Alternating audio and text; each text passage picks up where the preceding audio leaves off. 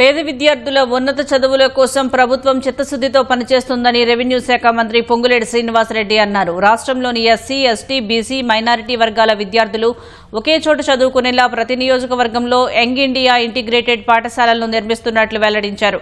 ఖమ్మం జిల్లా కల్లూరు మండలం చెన్నూరులో సుమారు 200 కోట్ల వ్యయంతో నిర్మించనున్న యంగ్ ఇండియా రెసిడెన్షియల్ స్కూల్కు మంత్రి పొంగులేటి శంకుస్థాపన చేశారు. మొత్తం 22 ఎకరాల విశాలమైన ప్రదేశంలో నిర్మాణం చేపడుతున్నట్లు తెలిపారు. ఇల్లు మొదటి విడత ఇచ్చాం. రెండో విడత రాబోయే కొద్ది రోజుల్లో మళ్లీ ఇవ్వబోతున్నాం. ప్రతి గ్రామంలో అర్హులైన పేదవాళ్ళకి ఇందిరమ్మ ఇల్లు ఇచ్చి తీరుతాం.